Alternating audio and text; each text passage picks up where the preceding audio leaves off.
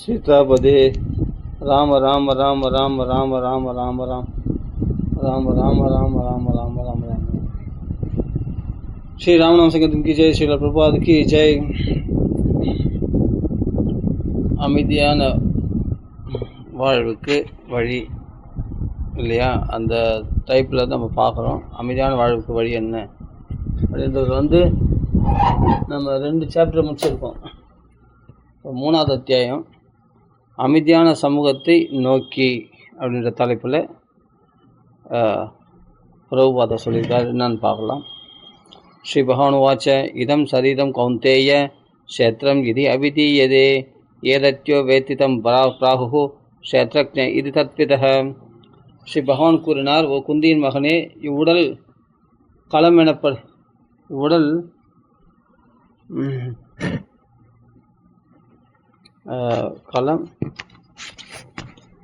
களம் எனப்படுகிறது. இவ்வுடலை அறிந்தவன் களத்தை அறிந்தவன் எனப்படுகிறான். பகவத்கீதை 13வது அத்தியாயம் 2வது ஸ்லோகத்தில் சொல்லப்பட்டிருக்கிறது. பரமபுருஷான பகவான் கிருஷ்ணர் அர்ஜுனனுக்கு க்ஷேத்திரம் மற்றும் க்ஷேத்ரஜ்ஞ ஆகியவற்றை பற்றி, அதான் க்ஷேத்ரஜ்ஞ யோகம். க்ஷேத்திரம்னா அந்த தேகம், க்ஷேத்ரஜ்ஞன்னா இதில் தேகத்தை அறியக்கூடியவன் ஜீவாத்மா. சரி, க்ஷேத்ரன் க்ஷேத்ரஜ்ஞன், க்ஷேத்திரத்தை அறியப்படும், அதாவது தேகத்தை அறிபவன். க்ஷேத்திர மற்றும் க்ஷேத்ரஜ்ஞ ஆகியவற்றை பற்றி அறிவை போதிக்கிறார். க்ஷேத்ர என்பது உடல் எனும் வயலை குறிக்கிறது. க்ஷேத்ரஜ்ஞ என்பது வயலை பற்றி அறிவது, அதாவது தனிப்பட்ட ஆன்மாவை குறிக்கிறது. நிலத்தை பண்படுத்த வேண்டுமானால் அதை பண்படுத்த ஒருவர் தேவை. அதே போன்று வயலை ஒத்த இவ்வுடலை பண்படுத்த வேண்டுமானால் அதை பண்படுத்தக்கூடிய உரிமையாளர் இருக்க வேண்டும். நாம் பூதவிடலை பெற்றிருப்பதால் அதனை முறையாக பயன்படுத்த வேண்டியது நமது கடமையாகும். பண்படுத்தும் முறையே அகர்ம அல்லது பணி எனப்படுகிறது. மண்வெட்டியுடன் நம்மை தேடி வருபவர் நம் நிலத்தை பண்படுத்துவதற்காகவும் வரலாம், அல்லது வெறுமனே டீ காபி அருந்தவும் வரலாம். நம்மை பண்படுத்தி கொண்டு நாம் விரும்பும் புலன் நுகர்வுக்காக பொருள்களை பெறுவதற்காகவே இக்குறிப்பிட்ட உடல் நமக்கு தரப்பட்டுள்ளது. இவ்வுடல் இறைவனால் நமக்கு அருளப்பட்ட வரப்பிரசாதமாகும். இறைவன் தயை மிகுந்தவர் ஆதலால் யாரேனும் எதையாவது அவரிடமிருந்து பெற விரும்பினால் அவர் அதை அருளுகிறார். அவருக்கும் நமக்கும் உள்ள உறவு தந்தைக்கும் மகனுக்கும் உள்ள உறவை போன்றதாகும். மகன் தந்தையிடமிருந்து தான் விரும்பியதை பெற அவரை வற்புறுத்துவான். மகன் விரும்புவது அவனுடைய நன்மைக்கு உகந்ததல்ல என தந்தை அறிவுறுத்தலாம். ஆனால் அதையும் மீறி மகன் வற்புறுத்தும் போது தந்தை மகனுடைய விருப்பத்திற்கு அனுமதி அளிக்கின்றார். பாசம் மிகுந்த தந்தை மகன் விரும்புவதை தருகிறார். அதே போன்று அனைவருக்கும் தந்தையான இறைவன் தனது மகனின் விருப்பத்தை நிறைவேற்றுகிறார். அனைத்து உயிர்களிலும் உள்ள எல்லா ஜீவன்களும் இறைவனது குழந்தைகளே என்று பகவத்கீதை கூறுகிறது. சர்வயோனிஷு கௌந்தேயா மூர்த்தய சம்பவந்தியா தாசாம் பிரம்ம மகத்யோனிஹி அகம் பீஜ பிரதப்பிதா. ஓ குந்தின் மகனே, இந்த இயற்கையில் எல்லா உயிரினங்களும் பிறப்பாலேயே உருவாக்கப்படுகின்றன என்பதையும் நானே விதை அளிக்கும் தந்தை என்பதையும் புரிந்து கொள்ள வேண்டும். பகவத்கீதை 14.4. இந்த பௌதிக உலகில் லௌகிக இயற்கை, அதாவது பிரகிருதி எனப்படும் தாயானவள் உடலினை தருகிறாள். அனைவருக்கும் தந்தையான இறைவன் உயிர் வாழும் ஜீவன் என்று வித்திட்டு அவ்வுடலினை உயிர்ப்பிக்கிறார்.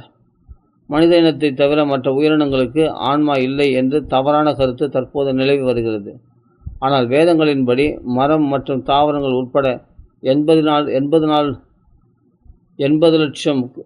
லட்சத்துக்கும் மேற்பட்ட பல்வேறு வகையான உயிரினங்கள் உள்ளன என்பதையும் அவை அனைத்திற்கும் ஆன்மா உள்ளது என்பதையும் நாம் அறிகிறோம். இல்லையேல் அவ்வுயிரினங்களில் வளர்ச்சி என்பதோ விருத்தி என்பதோ இருக்க சாத்தியமில்லை. மேலும் உயிர் வாழும் ஜீவன்கள் இந்த லௌகிக உலகில் எவ்வுடல் எடுப்பினும் அவை தனது பிள்ளைகளே என்று கிருஷ்ணர் இச்செயலில் பிரகடனப்படுத்துகிறார். மேலும் அவை மகன் தந்தையுடன் கொள்ளும் உறவையே தன்னுடன் கொண்டுள்ளன என்றும் தெரிவிக்கின்றார். ஜீவாத்மானுடைய நிலையையும் இறைவனுடன் அவனுக்குள்ள உறவையும் புரிந்து கொள்ளவே இந்த கிருஷ்ண உணர்வு இயக்கம் உள்ளது. க்ஷேத்ரஜம் சாவிமாம் வித்தி சர்வக்ஷேத்ரேஷு பாரத க்ஷேத்ரக்ஷேத்ரஜ்ஞயோர் ஞானம் யத் தஜ்ஞானம் மதம் மம. பரதகுல தோன்றலே, உடல்கள் அனைத்திலும் நானே அறிபவனாக இருக்கிறேன் என்பதை நீ புரிந்து கொள்ள வேண்டும். உடலையும் அதன் உரிமையாளரையும் அறிவதே ஞானம் எனப்படுகிறது. இதுவே எனது அபிப்பிராயம். பகவத்கீதை 13.5. நாம் உண்மையில் இவ்வுடலா இல்லையா என்பதை அறிய நமது உடலை கூர்ந்து ஆராய்வோமே. ஆனால் நாம் உண்மையில் இவ்வுடல் அல்ல. நாம் இவ்வுடலை அறிபவரே, அதாவது க்ஷேத்ரஜ்ஞ என்பதை உணர முடியும். நமது விரலையோ அல்லது உடலின் ஒரு பகுதியையோ எடுத்துக்கொண்டு நாம் அவ்வுறுப்பா என்று ஆராய்வோமே. ஆனால் நாம் நமது உடலின் எந்த ஒரு உறுப்பும் அல்ல என்பதை உணரலாம். மேலும் நமது உடல்கள் நமக்குரியவை அல்ல என்பதையும் நாம் உடல் அல்ல என்பதையும் உணரலாம். எனவே தான் இது என்னுடைய உடல் என்று கூறுகிறோம். எதிர்பாராத விதமாக நாகரிக கலாச்சாரத்தை உடைய மக்கள் தாங்கள் யார் என்று சிந்தித்து பார்ப்பதில்லை. மக்கள் சரீரத்தை தான் என்று எண்ணி அலுவலகங்களிலும் தொழிற்சாலைகளிலும் நாள் முழுவதும் கடுமையாக உழைக்கிறார்கள். மேலும் மக்களிடம் நீங்கள் யார் என்று வினவினால் நான் ஹிந்து, நான் முஸ்லீம், நான் அமெரிக்கன், நான் கிறிஸ்தவன் என விடையளிக்கின்றனர். உடலுக்கான பல்வேறு அடையாளங்களும் பதவிகளும் உள்ளன. ஆனால் நாம் இச்சரீரங்கள் அல்ல என்பதே உண்மையாகும். உடல் நமது செயல்களுக்கு ஆனதொரு கடமையாகும்.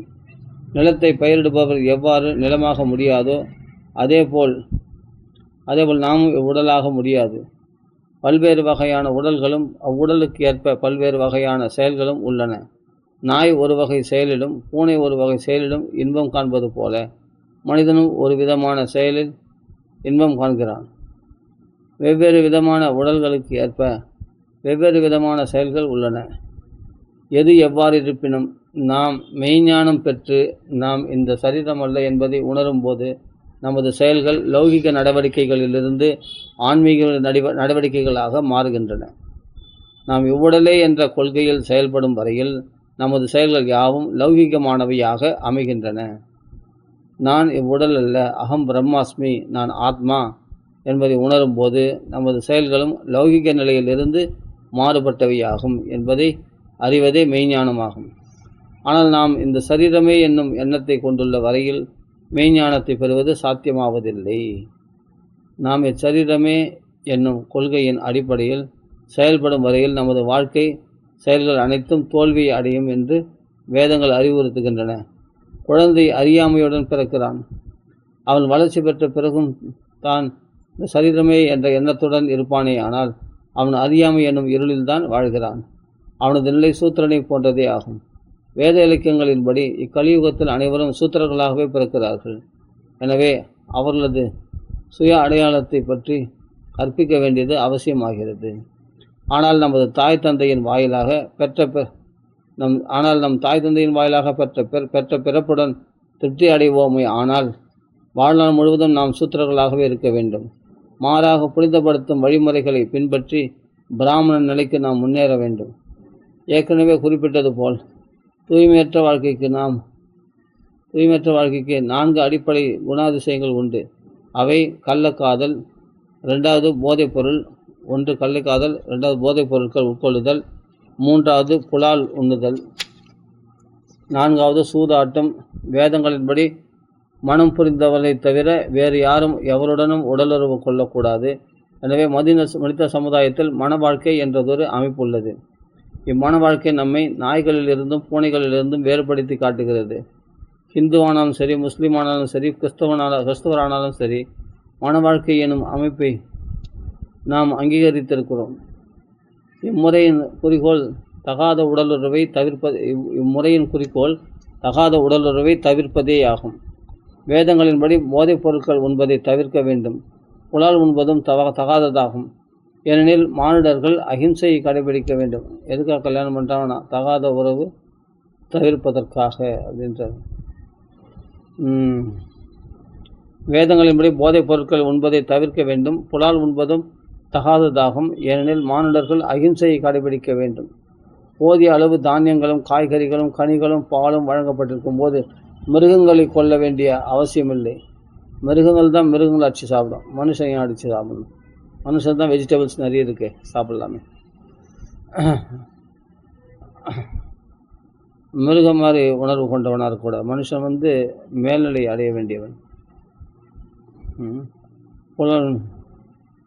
அதனால் காய்கறிகளும் கனிகளும் பாலும் வழங்கப்பட்டிருக்கும் போது மிருகங்களை கொல்ல வேண்டிய அவசியமில்லை. புலால் உண்ணவில்லை எனில் மனிதன் போதிய அளவு ஊட்டச்சத்து பெறுவதில்லை என சிலர் வாதிடுகின்றனர். ஆனால் இந்த கிருஷ்ண உணர்வு இயக்கத்தினர் புலாலை உட்கொள்ளாமலே ஆரோக்கியத்துடன் சுறுசுறுப்பாக வாழ்வதை நாம் காண்கிறோம். மேலும் புலால் உட்கொள்பவர்கள் மாமிசம் உண்ட போதிலும் ஆரோக்கியமின்றி நோய்வாய்ப்பட்டு ஹார்ட் அட்டாக் வருது. நிறைய மாம்சம் சாப்பிட்டதுனால கொழுப்பு அதிகமாகி இல்லையா, கஷ்டப்படுறாங்க. மேலும் புலால் உட்கொள்பவர்கள் மாமிசம் உண்ட போதிலும் ஆரோக்கியமின்றி நோய்வாய்ப்பட்டு வாழ்கின்றனர். சூதாட்டமும் வேதங்களால் ஆதரிக்கப்படுவதில்லை. ஏனெனில் சூதாட்டத்தினால் ஒருவது மனநிலை பாதிக்கப்படுகிறது. மனித இயக்கத்தின் 4 வகை பிரிவினரும் ஒன்றுபட இயங்கவில்லை எனில் சமுதாயத்தில் அமைதியை காண முடியாது. பிராமணர், சத்திரியர், வைஷ்யர், சூத்திரர் என்பவையே இந்த 4 வகை பிரிவுகளாகும். இவை பகவத்கீதையில் கிருஷ்ணரால் பின்வருமாறு விவரிக்கப்பட்டுள்ளது. சாதுர்வர்ணியம் மயா சிருஷ்டம் குணகர்ம விபாகசக தஸ்ய கர்த்தாரம் அபிமாம் வித்தி அகர்த்தாரம் அவ்யயம். இயற்கையின் முக்குணங்களுக்கு ஏற்பவும் அவரவர்களுக்கு உரிய தொழிலுக்கு ஏற்பவும் மனித சமுதாயத்தின் 4 வகை பிரிவுகள் என்னால் ஏற்படுத்தப்பட்டன.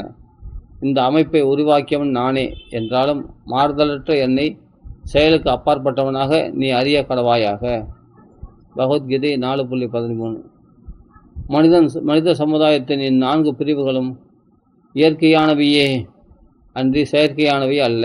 ஏனெனில் இந்த லௌகிக உலகில் அனைத்தும் சத்வம், ரஜஸ், தமஸ் என்னும் 3 வகை இயற்கை குணங்களின் ஆதிக்கத்தினாலேயே செயல்படுத்தப்படுகிறது.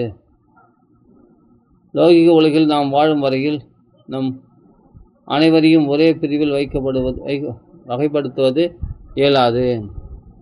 ஏனெனில் ஒவ்வொருவரும் 3 வகை இயற்கை குணங்களை கடப்பது என்பதுவே கேள்வியாகும். கிருஷ்ண உணர்வு முறையே இம்முகுணங்களை கடப்பதற்கான வழிமுறையாகும். மாம்சயோ அவ்யபிசாரேன பக்தி யோகேன சேவதே ச குணான் சமதித்யைதான் பிரம்மபூயாய கல்பதே.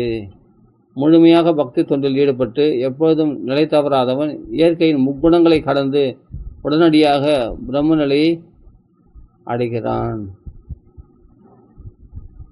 ஒருத்தர் சொல்ற சித்தம் பிரம்ம சுகானுபூத்தியா.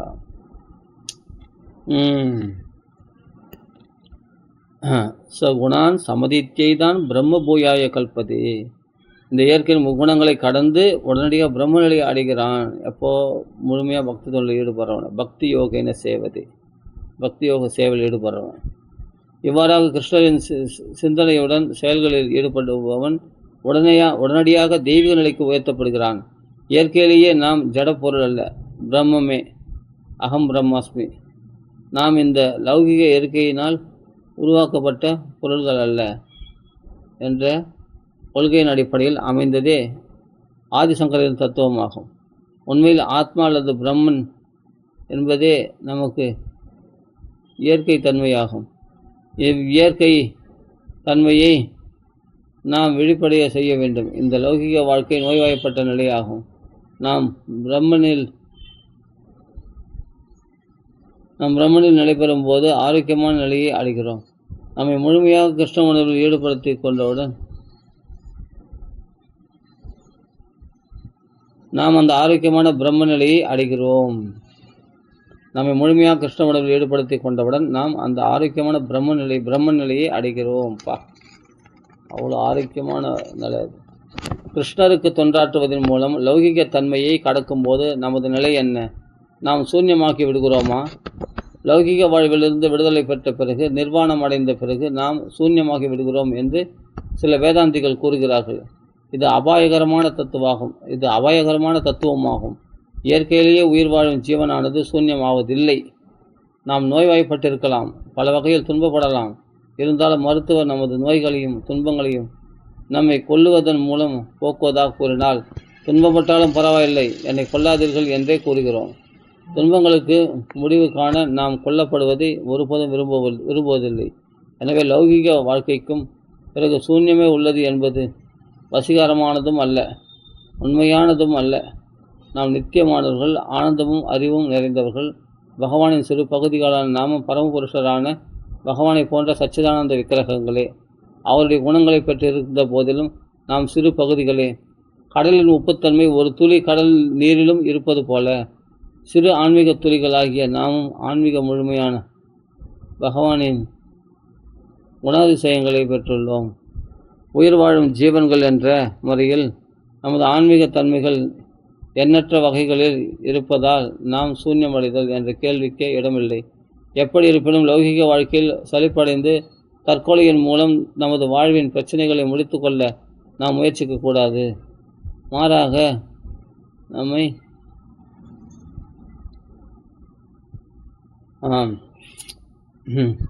மாறாக நம்மை ஆன்மீக நிலைக்கு உயர்த்தக்கூடிய செயல்களில் ஈடுபட வேண்டும். ஆன்மீகத்தில் உயர்வடைவதற்காகவே பகவான் ஸ்ரீ கிருஷ்ணரால் மனித சமுதாயத்தின் 4 பிரிவுகள் உருவாக்கப்பட்டன. ஒரு மாணவன் இளநிலை கல்வி பெற்ற பிறகு முதுநிலை கல்வி பெற உயர்த்தப்படுவது போல தொழில் அடிப்படையிலான பிரிவுகளும் சாதுர்மன்யம், கீழ்நிலை உணர்விலிருந்து உயர்நிலையான கிருஷ்ண உணர்வை பெறுவதற்காக உருவாக்கப்பட்டுள்ளது. கிருஷ்ண உணர்வுக்கு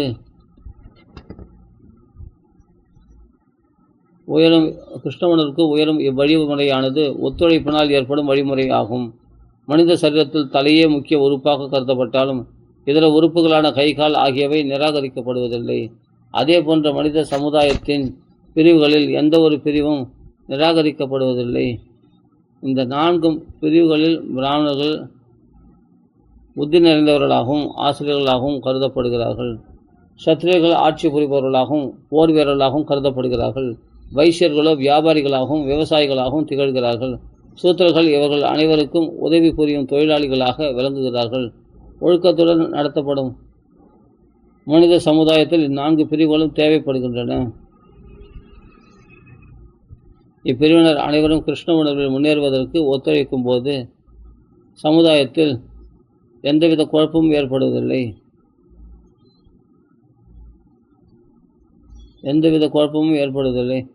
தற்போதைய சமுதாயத்தில் இத்தகைய 4 பிரிவுகள் இருப்பினும் இவர்களிடையே ஒத்துழைப்பில்லை. அனைவரும் அதிருப்தியுடன் இருக்கிறார்கள். என்று முதலாளிகளுக்கும் தொழிலாளிகளுக்கும் இடையே விட்டு கொடுக்கும் மனப்பான்மை இல்லை. எதிர்ப்பு தன்மையே மேலோங்கி விளங்குகிறது.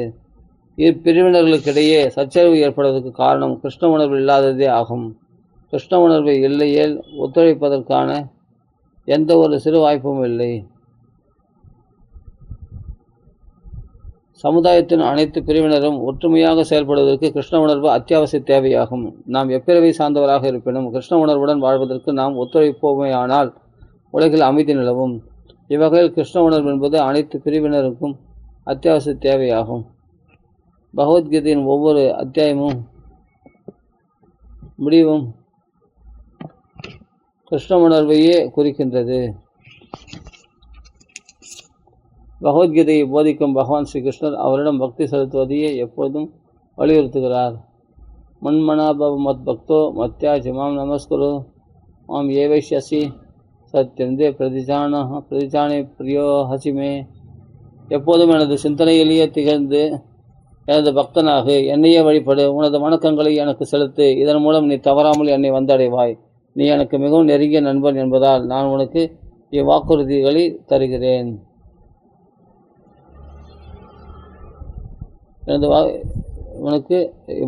இவ்வாக்குறுதிகளை தருகிறேன். பகவத்கீதை 18.65. பகவத்கீதை முழுவதிலும் மாம் என்னும் இவ்வார்த்தை வலியுறுத்தப்படுவதை நாம் காணலாம். மாம் என்றால் எனக்கு, அதாவது கிருஷ்ணருக்கு என்பதை குறிக்கும். ஆனால் பல விஷயமிகள் மாம் என்னும் சொல்லை அனைவருக்கும் என தவறாக விளக்குகிறார்கள். எனக்கு தண்ணீர் கொடுங்கள் என்று நான் சொன்னால் அது அனைவருக்கும் தண்ணீர் கொடுங்கள் என்று பொருள்படுமா என்ன?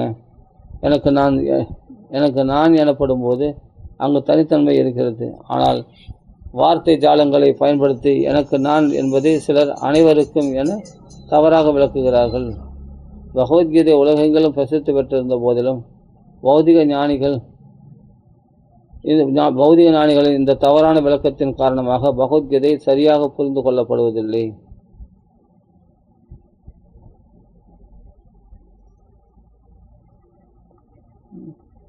சாதன வர்ணிய அமைப்பு கிருஷ்ணரால் நிலைநாட்டப்பட்டதானாலும் அவர் அவ்வமைப்புக்கு அப்பாற்பட்டவர் என்று பகவத்கீதை தெல்ல தெளிவாக விளக்குகிறது. கிருஷ்ணர் அவதாரம் எடுக்கும்போது எந்த ஒரு பிரிவினராகவும் அவதரிப்பதில்லை. கிருஷ்ணர் வருகை தந்தபோது தேவகி மற்றும் வசுதேவருக்கு புத்திரராக வருகை தந்தார். வசுதேவர் அரச பரம்பரை சார்ந்தவர் ஆதலால் அவர் சத்திரியராவார். அவரது மகனாக வருகை தந்ததால் கிருஷ்ணர் ஒரு சத்திரிய பிரிவினரை சார்ந்தவர் என பொருள்படாது. அவரது மகனாக வருகை தந்ததால் கிருஷ்ணர் ஒரு சத்திரிய பிரிவினை சார்ந்தவர் என பொருள்படாது. பல்வேறு உயிரினங்களில் கிருஷ்ணர் பல அவதாரங்களை எடுத்துள்ளார். மத்ஸ்ய அவதாரத்தில் மீனினத்தில் அவதரித்தார் என்றால் அவர் மீன் என பொருள்படாது. மீனை பார்க்கும்போது அது கிருஷ்ணரின் குடும்பத்தை சார்ந்தது என நாம் தவறான எண்ணம் கொள்ளலாகாது. அனைத்தும் கிருஷ்ணரே ஆனாலும் அனைத்திலிருந்தும் கிருஷ்ணர் தனித்தே விளங்குகிறார். இது கிருஷ்ணரின் குடும்பத்தை சார்ந்தது என நாம் தவறான எண்ணம் கொள்ளலாகாது. இதுவே கிருஷ்ணரின் தெய்வீக தன்மையாகும். இதை புரிந்து கொண்டால் நாம் இறப்பு பிறப்பிலிருந்து விடுவிக்கப்படுவோம்.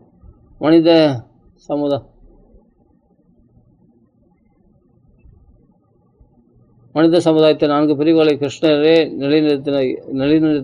நிலைநிறுத்தினவர். ஆனாலும் அவர் அப்பிரிவுகளில் எதையும் சார்ந்தவர் அல்ல. ரஷ்ய கர்த்தாரும் அபிமாம் வித்தி அகர்த்தாரம் அவ்வியம். கிருஷ்ணர் சத்திரிய குடும்பத்தில் பிறப்பெடுத்திருப்பினும் அவர் சத்திரியர் அல்ல என்பதை புரிந்து கொண்டவுடன் நாம் முக்தி அடைகிறோம். கிருஷ்ணர் ஒரு குறிப்பிட்ட வழியில் செயல்படுவதால் போர்க்களத்தில் அர்ஜுனனுக்கு போரிடும்படி கற்றளிட்டது போல் அச்செயல்களின் பிரதிவிளைவுகளுக்கு அவர் உட்படுகிறார் என நாம் நினைத்தால் அது தவறான எண்ணமே ஆகும். எவ்விதம் செயலும் எனது புனித தன்மையை போக்குவதில்லை.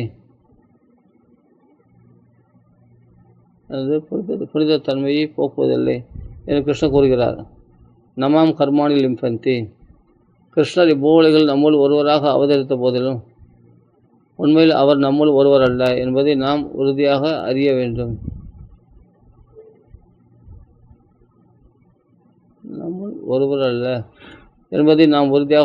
கிருஷ்ணர் தெய்வீகமானவர். கிருஷ்ண உணர்வில் முற்றும் நிலைத்திருக்கும். ஆகவே கிருஷ்ண உணர்வில் முற்றும் நிலைத்திருக்கும் ஆன்மீக ஆசான் அல்லது பகவத்கீதை போன்ற அங்கீகாரம் பெற்ற மூலஸ்தானங்களிலிருந்து இவ்வுண்மையை நாம் பணிவன்புடன் கேட்டறிய வேண்டும். இந்த சமுதாயத்தின் அனைத்து பிரிவினரும் தங்களது உடலை பாதுகாப்பதுவே தங்களுக்கு நன்மை பயக்கும் என நினைக்கிறார்கள். எனவே இன்றைய சமுதாயம் நாய்களும் பூனைகளும் பன்றிகளும் போன்றே வாழ்கின்றன. நமது சரீரத்தை பாதுகாப்பதற்கு நாள் முழுவதும் நாம் கடுமையாக உழைக்க வேண்டியதில்லை என்பதை நாம் வேத இலக்கியங்களிலிருந்து புரிந்து கொள்ளலாம். நமது புலன்களை திருப்திப்படுத்த பௌதிக இயற்கையை கட்டுப்படுத்த முயற்சிப்பதனாலேயே நாம் கடுமையாக உழைக்க வேண்டியுள்ளது. எல்லாத்தையும் நம்ம கட்டுப்படுத்தணும்னு நினைக்கிறதுனால தான் எவ்வளோ பிரச்சனை காரணம். கட்டுப்படுத்த முயற்சிப்பதனாலேயே நாம் கடுமையாக உழைக்க வேண்டியுள்ளது. கிருஷ்ணரே அனைத்திற்கும் காரணகர்த்தா. அவரே அனைத்திற்கும் மூல காரணமாவார் என்பதை உணர்ந்தவர் ஈஸ்வர பரம கிருஷ்ணக. கிருஷ்ணரே மேலான கட்டுப்படுத்தும் அதிகாரி என்பதை புரிந்து கொள்ளலாம். பிரபஞ்சத்தில் பல ஈஸ்வரர்கள், அதாவது கட்டுப்படுத்தும் அதிகாரிகள் இருப்பினும் கிருஷ்ணரே அவர்கள் அனைவரிலும் மேலானவர், முதன்மையானவர்.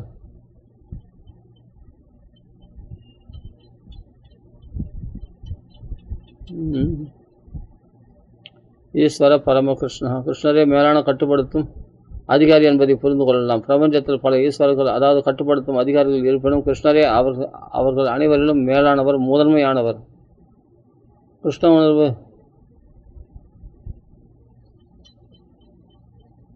கிருஷ்ணவனம் நமக்கு அவ்வறிவை தருகிறது. இது இல்லையில் நாம் நமது உண்மையான நிலையை அறியாமலே வாழ்வோம். உண்மையான ஆன்மீக அறிவை உலகெங்கிலும் பரப்பக்கூடிய புத்திசாலிகளான பிராமணர்களே இன்றைய நாகரிக சமுதாயத்தின் அத்தியாவசிய தேவையாகும். இயற்கையை சுயநலத்திற்கு பயன்படுத்திக் கொள்வதற்காக கடுமையாக உழைக்கும் சமுதாயத்தின் அத்தியாவசிய தேவை இதுவே ஆகும். இக்கிருஷ்ண உணர்வு இயக்கத்தை விஞ்ஞான ரீதியாகவும் தத்துவ ரீதியாகவும் மக்கள் தங்கள் அறிவையும் சீர்தூக்கி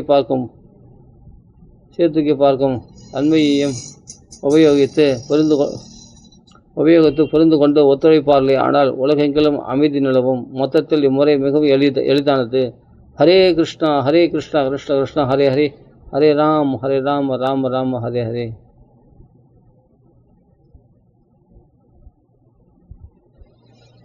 என்னும் மகாமந்திரத்தை ஜபித்து ஏற்கனவே சொல்லப்பட்டுள்ள சீர்படுத்தும் அடிப்படை கொள்கைகளை பின்பற்றுவது மட்டுமே நாம் செய்ய வேண்டியதாகும். சீர்படுத்தும் அடிப்படை கொள்கைகளை கடைபிடிப்பதால் பாவ வாழ்க்கையின் நான்கு தூண்களை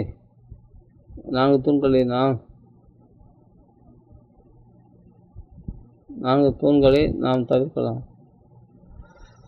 மேலும் ஹரே கிருஷ்ண மகாமந்திரத்தை உச்சரிப்பதனால் நாம் கடவுளுடன் இடைவிடாமல் தொடர்பு கொள்ள முடியும். இதன் காரணமாக அனைத்து பிரிவு மக்களிடையேயும் அமைதி நிலவும். தலை 3 பூர்த்தி அடையுது. சரி, என்ன சொல்கிறது? சீர்படுத்தும் அடிப்படை கொள்கைகளை கடைபிடிப்பதால் பாவ வாழ்க்கை, இஸ்கானில் சில கட்டுப்பாடு விதிகள் சொல்கிறார், அதெல்லாம் கடைபிடிக்கிறதால் பாவ வாழ்க்கையின் 4 தூண்களை நாம் தவிர்க்கலாம். மேலும் ஹரே கிருஷ்ணா மகாமந்திரத்தை உச்சரிப்பதனால் நாம் கடவுளுடன் இடைவிடாமல் தொடர்பு கொள்ள வேண்டும். மேலும் ஹரே கிருஷ்ணா மகாமந்திரத்தை உச்சரிப்பதனால் நாம் கடவுளுடன் இடைவிடாமல் தொடர்பு கொள்ள முடியும். இதன் காரணமாக அனைத்து பிரிவு மக்களிடையேயும் அமைதி நிலவும்.